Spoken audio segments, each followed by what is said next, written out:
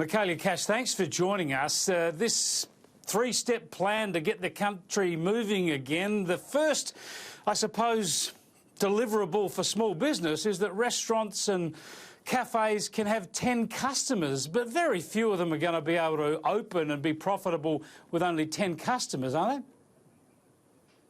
The good news is, today we took those first steps towards formally reopening the Australian economy.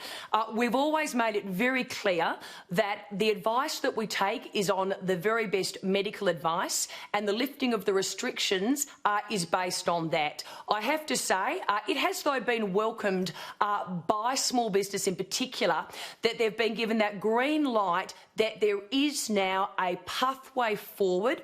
We hope that pathway takes us through to July, where we see within reason people back at work and businesses back in business. There's no doubt it's a pathway in the right direction. The question is how quickly we're getting there. And just to start with, 10 people, 10 customers at once, there'll be a lot of places, a lot of restaurants to start with that just can't open under those conditions.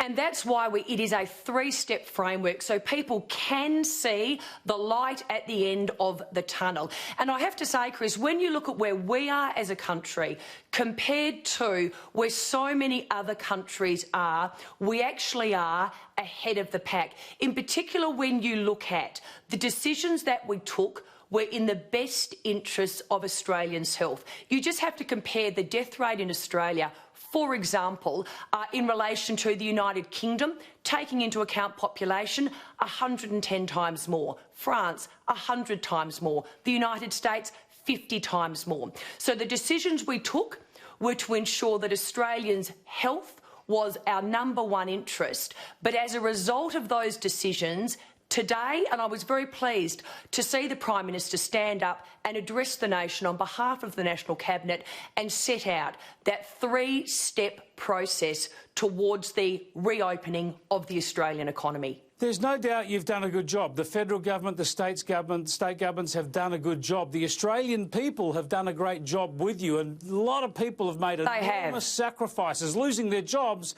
losing their businesses. And the point is, given we have flattened the curve, which was our aim, completely smashed it in this country, why can't we open up business more quickly? Because the last thing we want to see is a huge spike that cannot be controlled. So as the Prime Minister said today, we crawl before we walk. The next 4 weeks is all about working together with the gradual lifting of the restrictions to ensure that when there is an outbreak, and as the Prime Minister said, there will be outbreaks of COVID-19 as we ease the restrictions.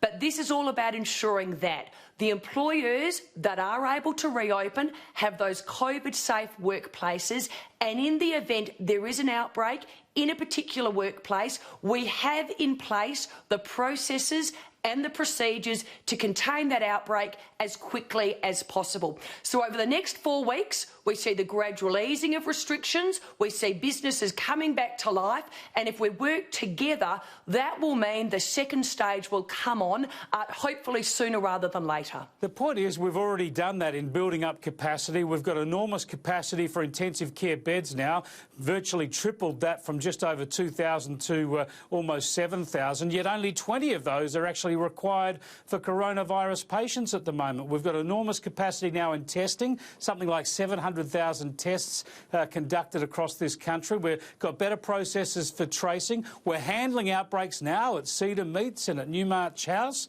Surely we can actually take the foot off the pedal a bit here, because people are actually going to the wall. Why can't we at least go to the stages in 2 weeks rather than 4 weeks? Is that medical advice or a political decision? Yeah, and that's exactly right. No.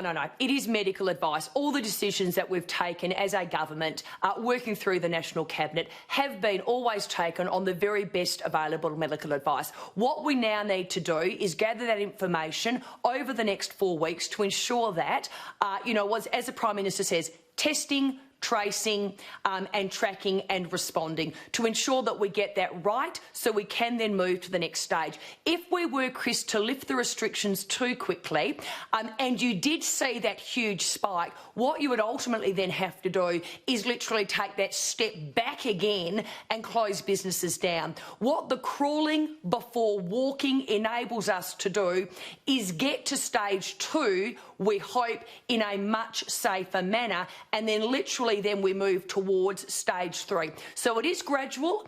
It's probably not as fast as some people would like it to be, and ultimately each state and territory will make their own decisions. Isn't this however, when you look at where... Are you worried that some of the states are going to be laggards here? Are you worried that Victoria in particular, perhaps New South Wales, will hold back progress?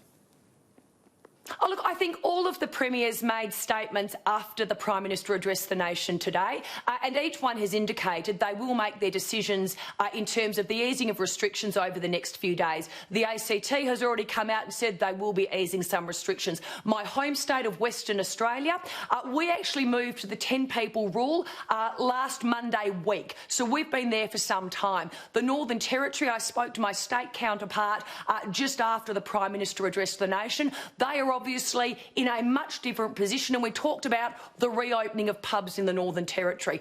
Queensland, I'm pleased to see, they have also now issued their 3-stage roadmap to recovery. So we are all moving in the right direction. The federal government has made it very, very clear. We would like to see D-Day being July, meaning moving through those stages and getting to the reopening of the Australian economy to the very best of our ability by July. And certainly we would hope that all states and territories work with us to achieve what we now know. It's in the best interest of Australians. $4 billion a week is what it is costing Australians in terms of the current restrictions. As the Prime Minister has said, we are now fighting 1 million people who have had their claims processed by Centrelink. We need those people to return back to work, and that is the war we are now fighting. You can only fight that war, Chris, by reopening the Australian economy safely. Absolutely, and we understand, of course we understand the need to make sure we don't lose control of the infection of the virus at this stage. A lot of work has gone into suppressing it, but the key point here is you need to rescue those unemployed people and those shut down businesses as soon as possible, because it's literally their livelihoods at stake. People's life's work is at stake. Now, research released today through the Doherty Institute, a scientific document looking at early analysis of the Australian COVID-19 epidemic, made it very clear that we had reduced the effective reproduction rate of this virus to below 1. That is, we were in control of the virus in mid-March. That is before the most severe lockdown measures came in place, before beaches, pubs and restaurants were closed. Surely that information suggests that we had this under control before the most extreme measures, and we can accelerate our way out of this.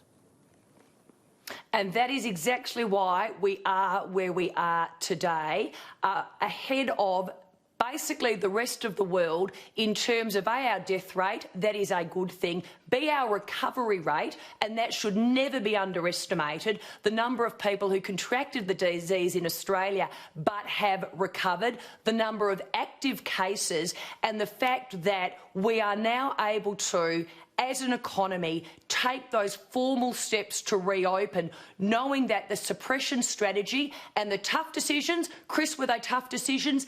Absolutely. Were they decisions that we wanted to make as a government? No, of course not. Were they decisions that we had to make in prioritising the health of Australians? Yes.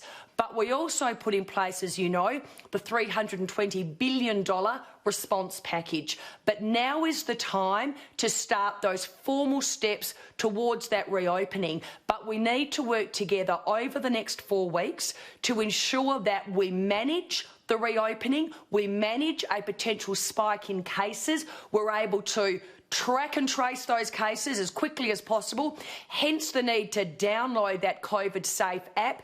It is now more than ever imperative that Australians get on board and download that COVID Safe app, because next week when you're sitting down in a cafe or a restaurant in your particular state, if you've got that app working and, God forbid, someone in that circle that you are near contracted COVID-19, we would be able to let you know in a very quick period of time. That is what the next 4 weeks is all about. Crawling before we're walking so we can get to stage 2, and then by July, stage 3, we're almost back to normal.